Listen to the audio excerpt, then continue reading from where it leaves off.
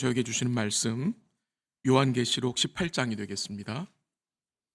요한계시록 18장 1절부터 8절까지입니다. 요한계시록 18장 1절부터 8절 416면 요한계시록 18장 1절에서 8절입니다. 하나님 말씀 읽어드리겠습니다. 하나님 말씀입니다. 18장 1절 이힐 후에 다른 천사가 하늘에서 내려오는 것을 보니 큰 권세를 가졌는데 그의 영광으로 땅이 환하여지더라. 힘찬 음성으로 외쳐 이르되 무너졌도다 무너졌도다 큰 성 바벨론이여, 귀신의 처소와 각종 더러운 영이 모이는 곳과 각종 더럽고 가증한 새들이 모이는 곳이 되었도다. 그 음행의 진노의 포도주로 말미암아 만국이 무너졌으며 또 땅의 왕들이 그와 더불어 음행하였으며 땅의 상인들도 그 사치의 세력으로 치부하였도다 하더라. 또 내가 들으니 하늘로부터 다른 음성이 나서 이르되 내 백성아, 거기서 나와 그의 죄에 참여하지 말고 그가 받을 재앙들을 받지 말라. 그의 죄는 하늘에 사무쳤으며 하나님은 그의 불의한 일을 기억하신지라. 그가 준 그대로 그에게 주고 그의 행위대로 갑절을 갚아주고 그가 섞은 잔에도 갑절이나 섞어 그에게 주라. 그가 얼마나 자기를 영화롭게 하였으며 사치하였는지 그만큼 고통과 애통함으로 갚아주라. 그가 마음에 말하기를 나는 여왕으로 앉은 자요 과부가 아니라 결단코 애통함을 당하지 아니하리라 하니. 8절 같이 합니다. 그러므로 하루 동안에 그 재앙들이 이르니니 곧 사망과 애통함과 흉년이라.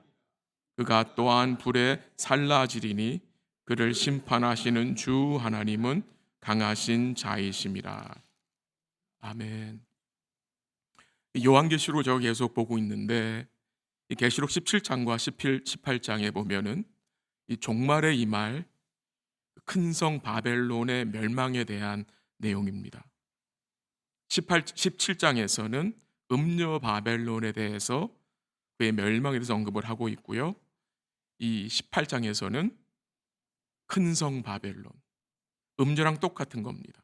음녀 바벨론이나 큰 성 바벨론 같은 것입니다. 이 바벨론의 멸망의 원인과 과정 그리고 그 결과에 대해서 구체적으로 설명을 합니다. 먼저 사도 요한이 언급한 이 큰 성 바벨론은 구약시대에 나오는 그 바벨론 나라를 말하는 것이 아닙니다. 이 큰 성 바벨론은 사도 요한 당시 로마 제국을 말하는 것입니다.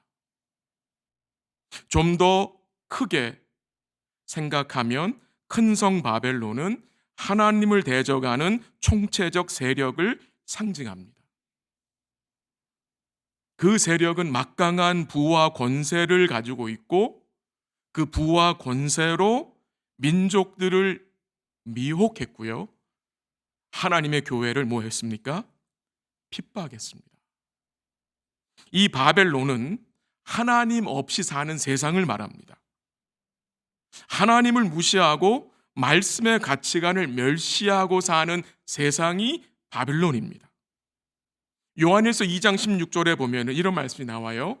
세상에 있는 모든 것이 세 가지가 그랬습니다. 육신의 정욕과 안목의 정욕과 이생의 자랑이다. 이 세 가지가 세상에 있는 거라고 말씀했습니다. 우리가 세상적인 가치관으로 보면 이 바벨론은 마치 난공불락의 견고한 성처럼 보일 수 있습니다. 그러나 이 음녀 바벨론은 무너집니다. 그게 오늘 메시지입니다. 그들의 죄가 하늘에 사무치고 하나님이 그들의 불의한 죄악들을 기억하신다고 했습니다. 그래서 그 바벨론은 한순간에 어떻게 돼요? 끝이 납니다. 한순간에 망하고 무너진다는 것입니다. 우리에게 이 바벨론이라는 이름은 참 익숙합니다. 그 이유는 구약에서 하나님은 바벨론 제국을 사용하셔서 이스라엘을 징계하는 몽둥이로 세웠습니다. 이미 북이스라엘은 아수르에 의해 멸망하였고 남은 유다 지파는 어떻게 됩니까? 바벨론에 의해서 포로로 잡혀갑니다. 근데 이 바벨론이라는 나라는 자신들이 하나님의 몽둥이라는 사실을 까맣게 잊어버리고 어떻게 됩니까? 스스로 교만하여 자기들이 하나님을 이겼다고 생각한 것입니다. 예레미야 51장 6절과 7절에 보면 하나님이 예레미야 선지자를 통해서 이렇게 말씀하셨습니다. 한번 들어보십시오. 바벨론 가운데서 도망하여 나와서 각기 생명을 구원하고 그의 죄악으로 말미암아 끊어짐을 보지 말지어다. 이는 여호와의 보복의 때니 그에게 보복하시리라. 바벨론은 여호와의 손에 잡혀 있어 온 세계를 취하게 하는 금잔이라. 뭇 민족이 그 포도주를 마심으로 미쳤도다. 요 말씀이 오늘 본문과 연결이 되는 말씀인데요. 하나님께서 유다 백성들에게 말씀하셨습니다. 바벨론에서 나와서 심판을 면하라. 또한 하나님은 이 바벨론을 어떻게 말씀하셨습니까? 뭇 민족을 미치게 하는, 취하게 하는 포도주라. 금잔 같다고 말씀하셨습니다. 그럼 바벨론이 이 민족으로 세상으로 취하게 하는, 미치게 하는 일이 무슨 일입니까, 여러분? 바벨론이 이 세상을 무엇으로 취하게 했습니까? 세상의 영광입니다. 세상의 영광. 그 내용이 오늘 본문에도 이제 나타나는데요. 우리도 예전에는 세상의 영광이 전부인지 알고 살던 자였습니다. 이 세상의 영광을 보암직하고 먹음직하고 탐스럽게 여겼던 자들입니다. 아니, 좀 더 솔직하게 표현하면 요즘도 때때로는 이 세상의 영광에 우리의 마음이 쏠릴 때가 있습니다. 그러나 성도는 세상의 영광이 아니라, 우리의 영광이 아니라 무슨 영광을 추구하는 자들입니까? 그리스도의 영광입니다. 그리스도의 영광입니다. 주의 보혈로 죄 씻음 받아 하나님의 자녀된 자들은 세상의 영광이 아니라, 우리들의 영광이 아니라 그리스도의 영광을 추구하는 자들입니다.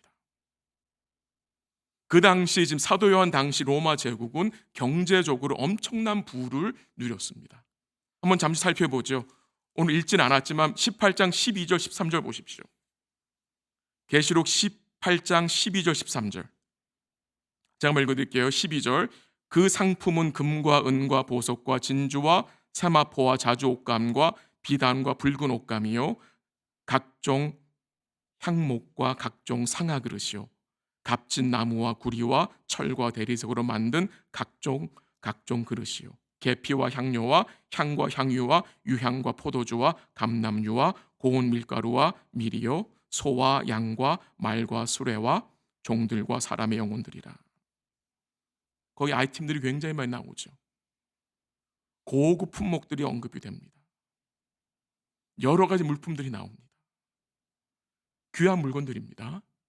그런데 이 귀한 물품들은 영원하지 않습니다. 이 바벨론은 세상에 많은 것을 가졌습니다. 많은 명품들을 가졌습니다. 근데 그들이 가진 것은 영원한 것이 아니었습니다. 바벨론은 가장 가치 있는 것, 가장 영원한 것을 갖지 못했기 때문에 진짜를 소유한 자들이 아닙니다. 여러분, 제가 드린 말씀 이해가 되시죠? 당시 로마 제국은 지중해권 전역을 장악했기 때문에 모든 좋은 것을 다 수입해 사용했다고 합니다. 부와 사치가 극에 달했다고 했습니다. 그 당시 로마는 집 천장을 금으로 도배했고 또한 심지어 종들도 금으로 장식하며 여자들은 금으로 된 신발끈을 사용했다고 합니다. 그런데 영원한 것들이 아닙니다. 영원한 가치가 있는 것들이 아닙니다. 다 없어질 것입니다. 무너질 것입니다. 그 화려한 바벨론에 대해서, 그 화려한 로마 제국에 대해서 하나님이 무엇이라고 말씀하셨습니까? 오늘 본문 2절 가보길 원합니다. 한번 같이 읽지요. 2절 시작. 힘찬 음성으로 외쳐 이르되 무너졌도다 무너졌도다 큰 성 바벨론이요 귀신의 처소와 각종 더러운 영이 모이는 곳과 각종 더럽고 가증한 새들이 모이는 곳이 되었도다. 무엇이 증거됩니까? 큰 성 바벨론이 무너졌도다 무너졌도다. 결코 망하지 않을 것 같았던 그 큰 성 바벨론이 무너졌다고 선포합니다. 물론 이 바벨론의 멸망은 궁극적으로는 예수님 재림 시에 망할 이 세상입니다. 아직 일어난 것은 아닙니다. 근데 이 하나님의 뜻이 너무도 확실하게 이루어질 것이기 때문에 사도 요한은 무너졌도다, 천사가 무너졌도다 무너졌도라고 증거한 것입니다. 그 무너질 성 바벨론이 여러분 어떤 모습이 있습니까? 겉모습은 화려하나 한꺼풀만 들춰보면 그 안이 어떻습니까? 각종 더러운 귀신들과 더러운 영들이 우글거리는 소굴이라고 했습니다. 귀신의 처소라고 했습니다. 각종 더러운 영들이 모인 곳이라고 했습니다. 우리는 이 큰 성 바벨론인 세상을 어떻게 여기며 살고 있습니까? 무너질 성으로, 더러운 것으로 여기며 살고 있습니까? 아니면 이 세상이 마냥 좋은 곳으로 여기고 살고 계십니까? 여러분 어느 쪽입니까? 3절에 보면 이 큰 성 바벨론이 무너지는 이유를 말합니다. 3절 한번 보십시오. 같이 읽죠. 시작. 그 음행의 진노의 포도주로 말미암아 만국이 무너졌으며 또 땅의 왕들이 그와 더불어 음행하였으며 땅의 상인들도 그 사치의 세력으로 치부하였도다 하더라. 이 3절에서는 이 큰 성 바벨론이 무너진 이유를 말씀하십니다. 그래서 3절이 영어 성경에서는 for, 그 이유는, 망하는 이유는으로 시작이 되는 것입니다. 간단히 설명드려서 바벨론이 멸망하는 이유는 바벨론이 만국을 미혹하여 범죄하게 하였기 때문입니다. 바벨론은 만국을 자기들의 포도주로 취하게 하였기 때문입니다. 이 무슨 말입니까? 이 바벨론은요, 자기들만 범죄한 것이 아니라 자기 주위에 있는 나라들을, 다른 민족들을 자기들의 포도주를 사용하여 그들로 세상에 취하게 했다는 것입니다. 자기들만 죄 가운데 진 게 아니라 다른 사람들이 죄 가운데 빠지게 하도록, 자기들만 우상을 섬긴 것이 아니라 다른 민족들이 우상 숭배에 빠지도록 미혹하고 유혹했다는 것입니다. 그래서 하나님 뭐 하시는 것입니까? 심판하시는 것입니다. 이 바벨론은 땅의 왕들로 음행을 행하겠다고 합니다. 그 음행이 무엇입니까? 여러분, 이스라엘 백성들이 행한 음행이 무엇이었습니까? 그들이 남편 되신 하나님을 멀리하고 어디에 손을 내민 것이었습니까? 애굽과 아수르에 손을 내밀어 세상의 힘을 의지한 것이었습니다. 그게 음행입니다. 성도의 음행이 무엇입니까? 예수님을 버려두고 세상을 의지하고 세상의 힘과 세상의 영광만을 구하는 것이, 이것이 음행입니다. 오늘 제가 읽진 않았지만 이 큰 성 바벨론이 무너진 이유는 한 구절만 더 볼게요. 18장 24절 보십시오. 18장 24절. 한번 같이 읽죠. 시작. 선지자들과 성도들과 및 땅 위에서 죽임을 당한 모든 자의 피가 그 성 중에서 발견되었느니라 하더라. 그 성에서 뭐가 발견됐습니까? 선지자와 성도들의 피가 발견됐다고 합니다. 무슨 말입니까? 바벨론이 무너진 이유는 그들이 교회를 박해했기 때문입니다. 전 인류 역사를 보면요, 이 바벨론은요, 하나님을 대적하는 세력은 온 역사 동안 교회를, 주의 몸된 교회를 어떻게 했습니까? 박해했습니다. 근데 어떻게 교회들이 없어지지 않고 견딜 수 있는 것입니까? 주의 은혜와 주의 위로하심 때문입니다. 중국 모태동 시절에 지하교회에서 복음 전도자로 사역했던 왕명도 목사님에 대한 이야기를 잠시 나누길 원합니다. 그는 지하교회에서 복음을 전하다가 공안 당국에 붙잡혀서 모진 고문을 당했습니다. 모진 고문을 이기지 못해서 결국 이 목사님은 예수님을 부인하고 감옥에서 풀려나게 됩니다. 그러나 석방되어 나오자 이 목사님 마음속에 너무나 이 죄책감과 주님께 대한 송구한 마음으로 견딜 수가 없었습니다. 결국 이 목사님은 북경 거리로 나아갔습니다. 목에 이만한 간판을 걸고 나아가서 울면서 이렇게 외쳤습니다. 저의 이름은 베드로입니다. 저는 저를 사랑하신 주님을 배반했습니다. 그러나 주님이 저를 여전히 사랑하심으로 다시 그 주님을 사랑하고 섬기기 원합니다. 여러분 예수 믿으십시오. 라고 증거했어요. 이 목사님은 자신을 베드로로 말했어요. 왜? 베드로가 예수를 부인했잖아요. 베드로 같은 죄인인데 이 베드로 같은 죄인을 주님 버리지 않으시고 여전히 사랑하신 것을 확신하였기에 다시 나온 거예요. 결국 어떻게 됩니까? 이 목사님은 공안에 잡힙니다. 그리고 19년 동안 감옥 생활을 하게 됩니다. 이 소식이 지하교회 지도자들에게 소문이 퍼졌습니다. 이 왕 목사님의 헌신으로 그 당시 중국 교회에 큰 부흥이 왔다고 증거했습니다. 19년간의 수감 생활을 마치고 감옥에서 나온 이 왕 목사님을 제커 라이스 목사님이라는 분이 인터뷰를 했습니다. 그에게 질문을 던졌습니다. 그 질문이 이렇습니다. 그 지난 19년 동안 감옥에서 그 큰 고통을 어떻게 이겨낼 수 있었습니까? 라는 질문이었습니다. 몸은 쇠약해질 대로 쇠약해졌고 손가락들은 다 어떻게 됐습니까? 뒤틀렸습니다. 하도 고문을 당해서. 근데 이 왕 목사님이 그 인터뷰에서 이렇게 했습니다. 빛나는 눈빛으로 찬송가 384장을 불렀습니다. 어떤 찬송인지 기억하세요? 나의 갈 길 다가도록 예수 인도하시니 내 주 안에 있는 국률 어찌 의심하리요. 믿음으로 사는 자는 하늘 위로 받겠네라는 찬송입니다. 이 왕 목사님은 감옥에서 이 찬송을 매일같이 불렀다고 합니다. 우리 주 안에 있는 것이 무엇입니까? 국률 그리고 하늘 위로. 내 주 안에 있는 국률 어찌 의심하리요. 믿음으로 사는 자는 하늘 위로. 세상 위로가 아니고 하늘 위로로 이 왕 목사님 19년을 견딘 것입니다. 어떻게 교회가 건질 수 있는 것입니까? 어떻게 주의 백성들이 인내할 수 있는 것입니까?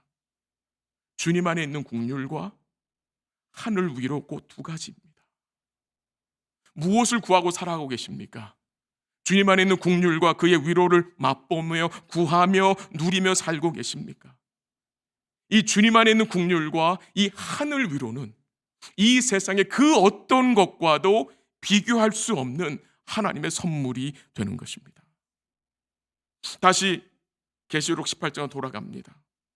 이 큰 성 바벨론이 멸망하는 것으로 인해서 땅의 왕들과 땅의 상인들과 선장들과 선원들과 선객들이 애통하며 슬퍼했다고 했습니다.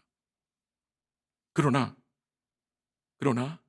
이 바벨론을 심판하는 것이 그의 백성들의 구원과 연결되기 때문에 주를 믿는 성도들은 기뻐한 것입니다. 20절 보십시오. 20절.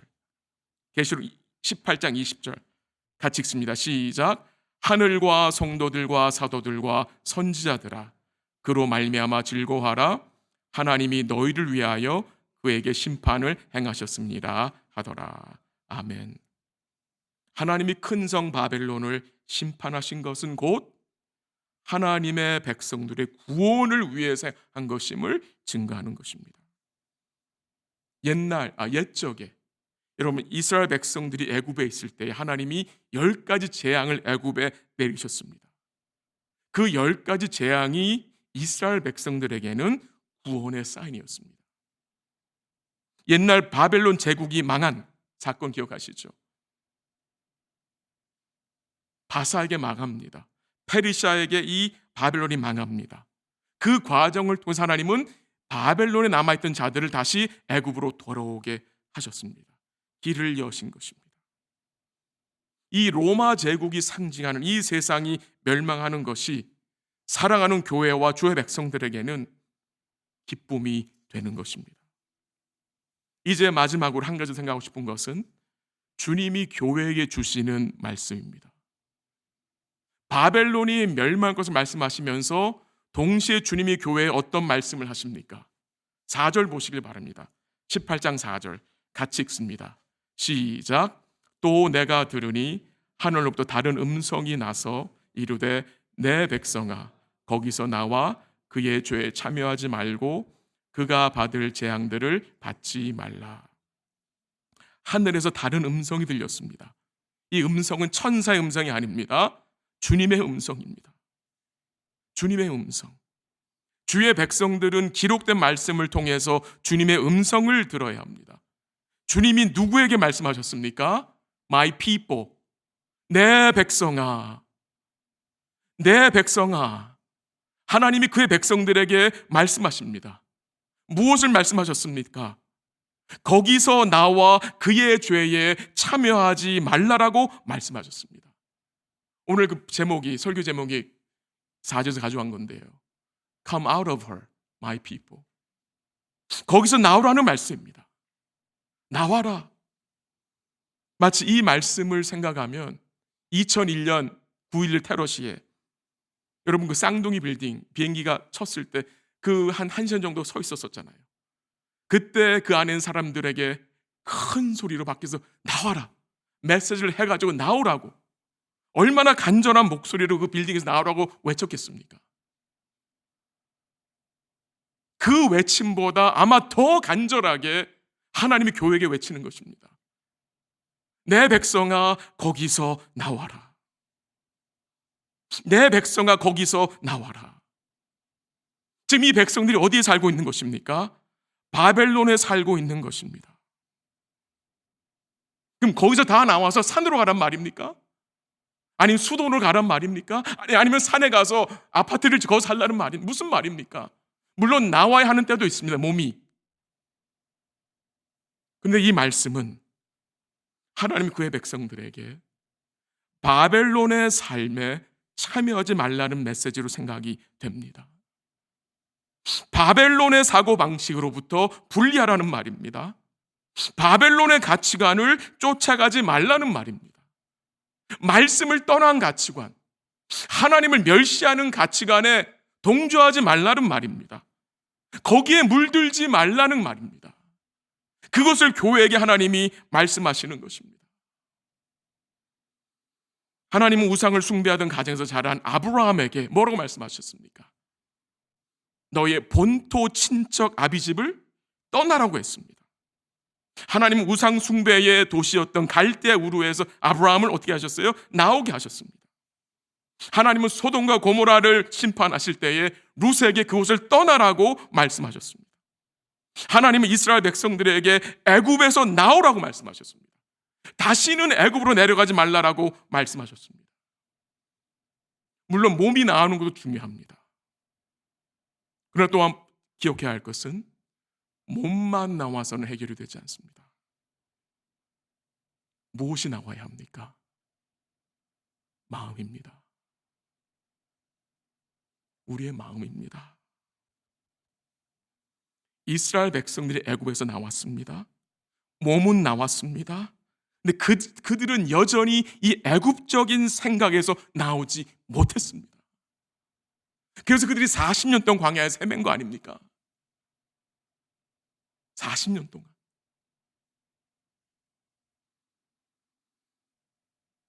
롯의 아내가 소돔과 고모라에서 나왔습니다. 근데 그는 어떻게 했습니까? 그 무너지는 성이 너무나 아까워서 뒤를 돌아봤습니다. 소금 기둥이 되었습니다. 뭘 증거하는 것입니까? 몸은 나왔지만 마음이 나오지 않은 것입니다. 지금 하나님이 교회에게 말씀하십니다. 내 백성아 거기서 나오라. 이 말씀은 우리의 마음을 지키라는 말씀입니다. 그 죄에 참여하지 말라라는 말씀입니다. 우리의 마음이 바벨론에서 나와야 하나님의 백성들로서 구별된 삶을 살 수 있다라는 말씀입니다. 핵심은 마음을 지키는 것입니다. 어떻게 마음을 지킬 수 있습니까? 우리 스스로의 힘으로는 우리의 마음 지키는 것은 불가능합니다. 왜 그런지 아세요? 이 바벨론이, 이 세상이 너무나 매력적이기 때문에, 이 외적인 모습이 너무 매력적이에요. 물론 한꺼풀 들춰보면 더러운데, 귀신의 처소인데, 이 겉모습이 너무너무 매력적이라 그 겉모습 우리는 훅 가는 겁니다. 한번 볼까요? 17장 4절 보십시오. 계시록 17장 4절. 17장 4절. 그 여자는, 이 바빌론입니다. 같이 읽죠. 시작. 그 여자는 자주빛과 붉은 빛 옷을 입고 금과 보석과 진주로 꾸미고 손에 금잔을 가졌는데 가증한 물건과 그의 음행에 더러운 것들이 가득하더라. 이 여자 바빌론의 모습이 너무나 매력적이에요. 엄청나게 꾸몄습니다. 그러나 이 여자에게 가득한 것이 무엇입니까? 음행입니다. 음행입니다. 속과 겉이 다른 겁니다. 우리 사랑하는 성도 여러분, 주님 말씀하십니다. 내 백성아 거기서 나와라. 우리 하나님 앞에서 마음을 지키고 하나님 앞에 구별된 삶을 살기 위해서, 이 세상의 말씀을 떠난 가치관을 피해서 살기 위해서 우리가 해야 할 일이 무엇입니까? 우리가 마음을 지키기 위해, 우리가 하나님의 구별된 삶을 살기 위해서 가장 근본적이고 그리고 기본적인 것이 뭐라고 생각하십니까, 여러분? 그것은 주를 예배하는 것입니다. 너무 쉽습니까? 너무나 간단합니까? 예배입니다, 여러분. 우리는 예배를 너무나 쉽게 생각합니다. 너무나 간단하게 생각합니다. 무슨 일 하나 있으면 예배 그냥 기법해버립니다.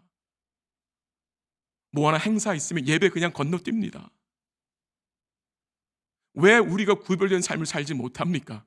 왜 우리가 마음을 지키지 못합니까? 우리가 하나님 앞에 신실한 예배에 서지 못했기 때문입니다. 성도의 구별된 삶은 예배를 통해서 시작이 되고요, 그 구별된 삶을 살 수 있는 은혜를 예배를 통해서 덧입게 되는 것입니다. 먼저 우리가 예배를 통해서 우리의 삶을 구별하지 않으면 우리 삶 속에서 주를 위해 구별된 삶은 살 수 없다는 말입니다. 그건 불가능한 일입니다. 여기 아멘 할 수 있습니까? 우리 사랑하는 성도 여러분, 우리의 마음을 지키고 세상의 가치관을 피하기 위해서 근본적이고 기본적으로 우리가 초점을 두어야 할 것은 하나님을 예배하는 삶입니다. 예배 시에 주님이 눈에 보이지 않는 은혜를 덧입게 하신다는 우리는 믿는 자들 아닙니까? 우리는 이 세상 안에 지금 살고 있어요. 이 세상을 떠날 수 없어요. 근데 분명한 사실은 이 세상의 가치관을 따라 사는 자들은 아닙니다. 분명히 아닙니다. 우리가 무엇을 따라가는 자들입니까? 하나님의 말씀의 가치관을 따라 사는 자들입니다. 우리의 마음이 이 새 속에 물든지 앓기 위해서 해야 될 것이 무엇이냐? 물론 말씀과 기도로 깨어 있어야 하지만 하나님 앞에 우리는 신실한 예배자로 서야 합니다. 우리 사랑하는 성도 여러분, 우리 성도님들은 우리 성도님 자신을 무엇으로 구별하고 계십니까? 오늘 우리가 참여하지 말아야 할 일이 무엇입니까? 아니면 반대로 오늘 우리가 온 마음으로 참여해야 할 것은 무엇입니까? 말씀을 정리합니다. 내 백성아, 거기서 나오라. 내 백성아, 거기서 나오라. 이 말씀 앞에 오늘 우리가 믿음으로 반응하셨으면 좋겠습니다. 이 말씀을 무시하는 자들에게는 재앙이 임한다고 하나님 경고하셨습니다. 내 백성아, 내 아들의 생명으로 핏값으로 주고 산 내 백성아, 거기서 나오라. 여러분 다 경험해 보셨죠? 우리가 세상의 것에 취하면 어떻게 됩니까? 세상에 취하면 반드시 죄 가운데 자빠집니다. 넘어집니다. 에베소 5장 18절 말씀 기억하시죠? 술 취하지 말라. 이는 방탕한 것이니 오직 성령으로 충만함을 받으라. 이 술만이 거기 들어가는 게 아니에요. 돈에 취하지 말라, 물줄에 취하지 말라, 세상 여러 가지에 취하지 말라는 거예요. 성령의 충만을 받으라. 이 성령 충만은 말씀 충만에 말씀드렸고 예수 충만에 말씀드렸습니다. 왜 성령과 말씀과 예수가 충만해야 됩니까? 그래야 마음을 지킬 수 있습니다. 그래야 우리의 마음을 세상에 빼앗기지 않게 되는 것입니다. 이 일에 우리가 협력해야 합니다. 이 일을 위해 우리 기도해야 합니다. 이 일을 위해 서로를 돌아보고 함께 하자고 우리가 권해야 합니다. 세상에 취하면 여러분 어떤 일이 생깁니까? 결국 자기 영광만 구하게 됩니다. 이게 문제가 되는 거예요. 세상에 취하면 자기 영광 구하다 끝납니다. 근데 하나님 우리 어떤 사람을 불러주셨습니까? 세상 영광도 아니고 우리의 영광도 아니고 그리스도의 영광이잖아요. 모든 영광은 주님께 속해 있잖아요. 우리 산 성도님들이 이번 한 주간도 우리의 마음을 이 세상으로부터 지키기 위해 하나님 앞에 신실한 예배자로 서시기를 기도합니다. 그래야 음료의 겉모습에 속지 않고요. 우리가 또 해야 할 것이 뭔지 아십니까? 우리만 나오는 게 아니라 다른 지체들에게 바벨론에서 나오라고 뭐 해야 합니까? 권면해야 합니다. 그게 교회 공동체입니다. 거기서 나와라. 죄악된 삶에서 나와 그리스도에 동참하라고 우리는 권할 수 있는 복된 삶을 살아가야 하는 것입니다. 이런 복된 삶으로 우리 주님이 우리 모두에게 함께 해주시기를 기도하면서 말씀을 마치겠습니다. 기도하겠습니다. 하나님 아버지 감사합니다. 이 세상이 어떤 모습인지 잠시 살펴보았고 이 세상 속에서 주의 백성들이 어떻게 살아야 할지를 또 말씀 가운데 살펴보았습니다. 하나님, 우리가 참여하지 말아야 할 것이 무엇입니까? 우리가 정말 온 힘을 다해서 참여해야 할 것이 어떤 일입니까? 무엇인지를 우리로 주님이 깨닫게 하시고 하나님 앞에서 마음을 지킬 수 있도록 하나님 앞에 신실한 예배자로 설 수 있도록 우리 사랑하는 성도들과 우리 자녀들을 주님이 붙들어 주시옵소서. 세상에 취하지 않도록 죄 가운데 넘어지지 않도록 우리를 주께서 붙드시고 성령 충만, 말씀과 예수 충만할 수 있도록 우리의 중심을 주님이 지켜 주시옵소서.